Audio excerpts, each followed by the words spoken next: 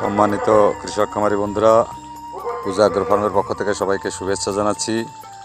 আজ আমরা আলোচনা করব বড় মৌসুমের সবচেয়ে গুরুত্বপূর্ণ বিষয়, অর্থাৎ মূল চাপ